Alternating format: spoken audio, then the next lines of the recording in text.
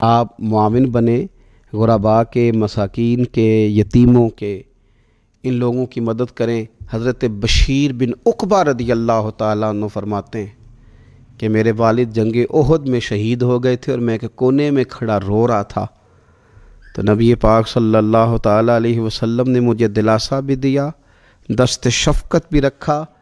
تو میں نے کہا حضور میرے والد چلے گئے تو کیا بنے گا؟ تو کیا انداز حضور نے اختیار کیا اور کیا انہیں عظیم نسبتوں سے نواز دیا۔